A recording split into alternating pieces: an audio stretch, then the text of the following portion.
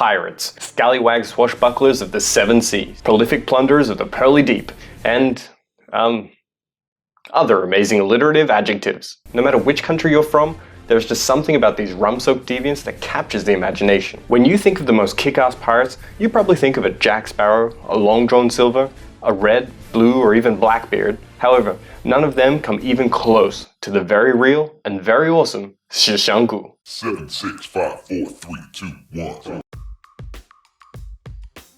Shi XiangGu was born in 1785, somewhere in the south of China. There are few records of her life as a child, but we can assume it was pretty rough, as she spent her youth as a prostitute in the area which is now known as Guangzhou. Around the age of 26, a group of pirates came into her city and, doing what pirates do best, captured her. The captain of the ship, named Zheng Yi, came from a long line of famous pirates and quickly fell in love with Shi XiangGu. The two were soon married, and rather than hang up his sword and retire to a life of mediocrity, he and Shi XiangGu, who then became known as Cheng Yisao, became a pirate power couple and even adopted a boy named Zheng Bao as their own. A year after the defeat of the entire Vietnamese pirate army in 1802, Zheng Yi and Shi XiangGu brought together pirates across the Chinese coastline into a unified confederation of 6 fleets. Every coastline from Korea to Malaysia was under their mighty rule. Unfortunately, in 1802, Zheng Yi tragically passed away. Now, if it was any other woman, this would have been the end of Shi XiangGu's story.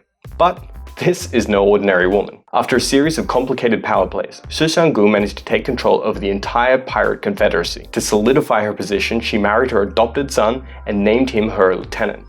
Ah, poor Zheng Bao. You were a badass in your own right, but you will forever go down in history as the dude who married his mum.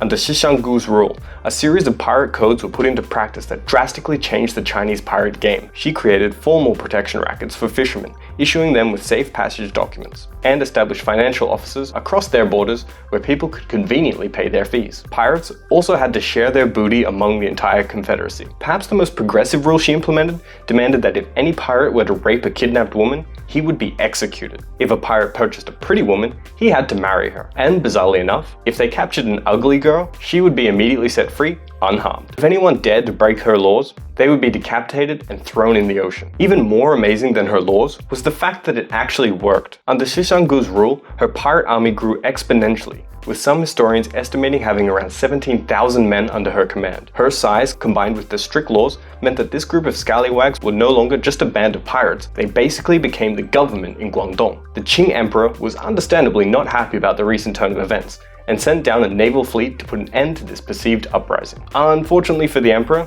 Shi XiangGu's fleet decimated the Qing's navy, destroying half of his fleet. Realizing that they were outmatched, the Qing reached out to the British and Portuguese, requesting to borrow their navy. Shi XiangGu became sick of the constant war, and she entered into negotiations with the Qing. The Qing agreed that no punishment would be given to any pirate who surrendered, and they were to be granted places in the military bureaucracy. So, in 1810, just 9 years after being a prostitute kidnapped by pirates, Shi XiangGu retired as a living legend. She returned to the mainland and lived to the ripe old age of 69 when she passed away in 1844. Oh, and then in 2007, she helped out Johnny Depp in the Pirates of the Caribbean 3. Thank you so much for watching another one of my videos. Don't forget to like, comment, and definitely subscribe. If you like this video and would like to learn more about other badasses from Chinese history, why not check out Jing Ke, the unemployed swordsman sent on a suicide mission to kill the first emperor of China. Once again, thank you so much for watching. I'm WooKong, and goodbye.